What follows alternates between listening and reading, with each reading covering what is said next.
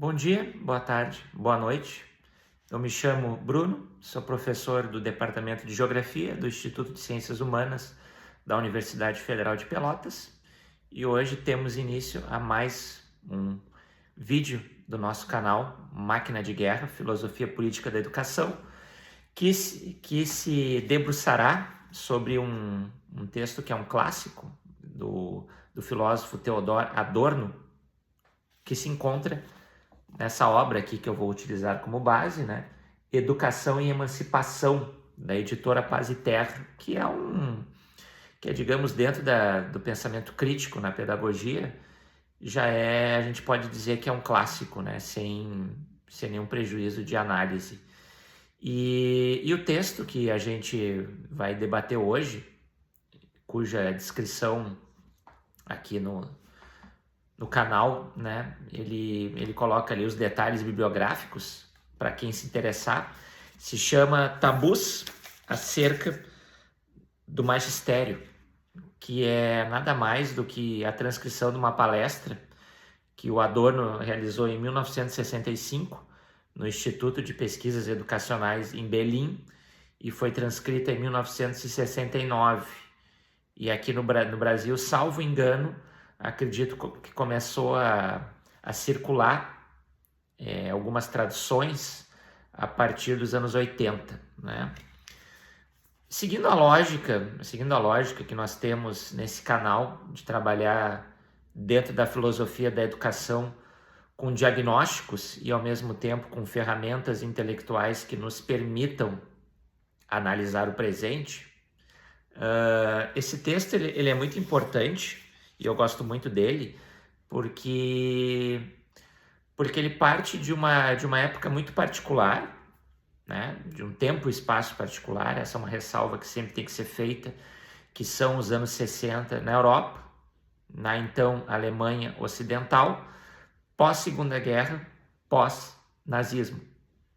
E o Adorno, que à época, digamos, trabalhava como um consultor do Ministério da Educação deste país, ele fez uma série de textos que, inclusive, estão presentes aqui nessa obra, que eu já citei, Educação e Emancipação, que é um livro que vale muito a pena e que se debate sobre um problema à época que não deixa de ser para nós assim tão incomum, né?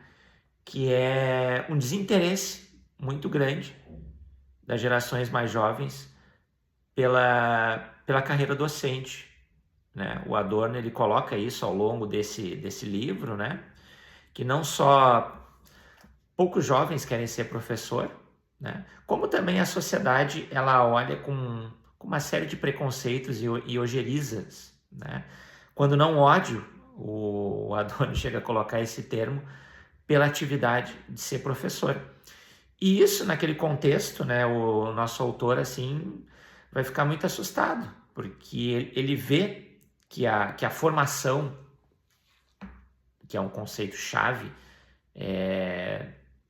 da escola de Frankfurt, a formação ela fica completamente prejudicada, né, a formação dos sujeitos, se não tem uma educação de qualidade. E não havendo essa educação de qualidade pautada pelo pensamento crítico, o que nós teríamos? A ameaça, né, do retorno à barbárie da Segunda Guerra Mundial.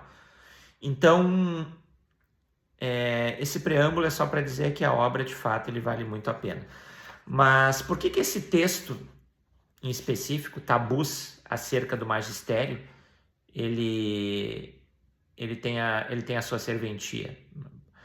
Porque a partir do conceito de tabu que decorre de uma inspiração freudiana, o Adorno ele vai colocar que há preconceitos muito fortes em torno da profissão docente que não necessariamente tem a ver diretamente com a má remuneração, embora é óbvio que esse é um fator preponderante. E aí o autor ele vai, digamos, indicar algumas pistas históricas de por que as pessoas não escolhem essa carreira.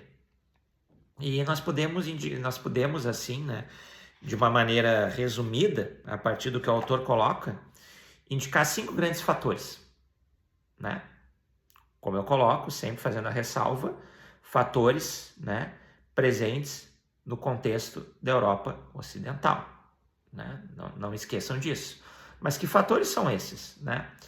O primeiro fator, né, que eu acho bastante importante são as heranças da carreira, né? Ou seja, quais são as representações que se tem sobre quem era professor, né? Esses são elementos bastante interessantes, porque vai decorrer do seguinte: o Adorno vai colocar primeiro que o professor decorre da etimologia da palavra pedagogo, mas também da função histórica, né, da Idade Antiga, onde quem era o pedagogo, né? O pedagogo era aquele que levava a criança pela mão, utilizando a etimologia da palavra, né? E quem levava a criança pela mão, quem era o cuidador de crianças? Eram soldados, né? Que foram soldados derrotados, que foram escravizados, né? Escravizados pelo, digamos, o exército vencedor e colocado em algumas funções ali que não tinha muito valor para a sociedade, né? Pedagogo era uma delas. Então, isso já nos dá bastante o que pensar, né? Que vai, inclusive, e na linha do que o Adorno vai desenvolvendo, né? Um cuidador de crianças. Também, indo nessa linha bélica, aí já indo para o período medieval, o Adorno vai colocar, né, que soldados, quando voltavam das guerras, né, principalmente soldados inválidos, e não tinham onde trabalhar, não tinham atividades para realizar, em decorrência das suas limitações físicas, eles também trabalhavam ali em alguma função relacionada, né, ao que a gente aqui está chamando de pedagogia, né? Ou seja, mais um elemento, a improvisação, né? Também é uma característica bem medieval, né? Que na transição da tecnologia da imprensa, os monges, né, que faziam ali uma atividade de escritura bastante importante, eles perdem essa função. Para onde eles vão, né, por falta de alternativa, para atividade pedagógica, né? Então, esses 3 elementos aqui a gente já identifica o quê? Improvisação, né? Improvisação. Nenhuma dessas 3, digamos, classes, né? Vamos usar esse termo, queria de fato ser professor. Bom, indo além, nós temos também um outro elemento assim que é bastante importante, né? Que o Adorno ele usa ele não chega a dizer propriamente, né? Mas o professor ele é um cuidador de crianças, né? Ele vive entre crianças, né? Portanto ele está distante da realidade do mundo dos adultos, e mais do que isso, ele exerce o seu poder quase de uma forma covarde, porque ele só tem o poder por seres que são, assim, fisicamente ou intelectualmente, supostamente inferiores a ele. Esse é um elemento bem interessante para se pensar, né? O Adorno vai colocar por que o professor universitário ele tem uma representação social com capital simbólico elevado. E por que o professor da escola básica não o tem? Porque, segundo o Adorno, é um cuidador de crianças, mas também é um provalecido, né? Que ou se vale de castigos físicos, né? Na historiografia da educação os exemplos são inúmeros, ou, né, a partir do dispositivo da avaliação. Então, perante a sociedade, né, o capital social é muito baixo. O Adorno vai colocar também, eu acho que esse é um elemento, talvez o principal dentro de uma economia de mercado, né, que o professor ele vende conhecimento.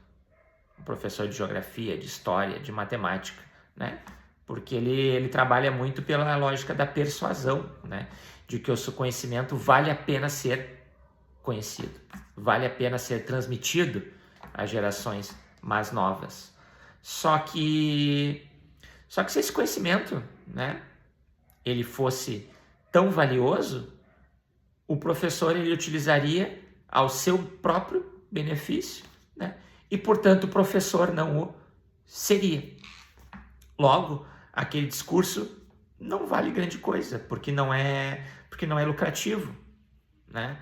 Então, o Adorno ele faz essas relações que existem da carreira docente em relação a profissões autônomas, como médico, advogado, engenheiro, que tem um conhecimento, é detentor dele, mas aplica, né? E porventura pode vir a ser bem sucedido. O professor ele entra nesse paradoxo. O professor da escola básica. Faço essa ressalva mais uma vez. Então vocês percebam, né, a partir desse curto resumo desse texto, que nem é muito longo, né? Essa palestra que, pelo menos aqui na obra que eu estou utilizando, vai umas 20 páginas.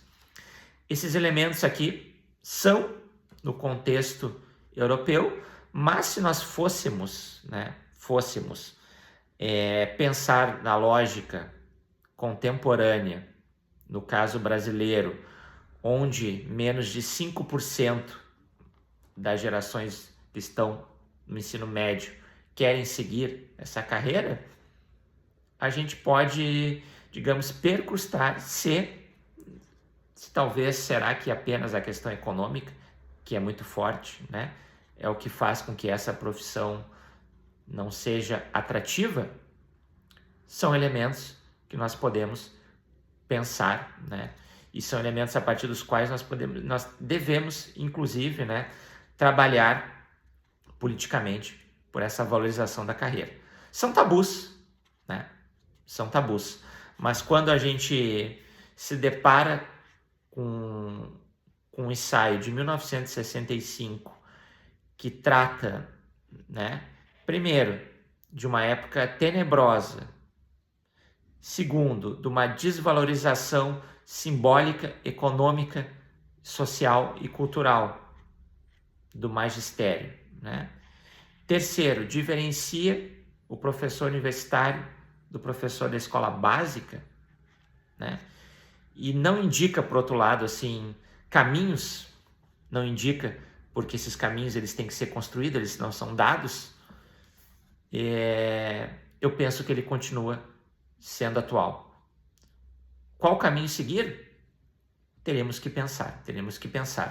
Mas se eu fosse apostar, né, a partir da sinalização do Adorno, de que o professor universitário ele tem um capital simbólico, nós teremos que investigar que capital simbólico é esse, né? E a partir de um contraste com o professor da escola básica, ver se de fato essa tese ela dá liga, né?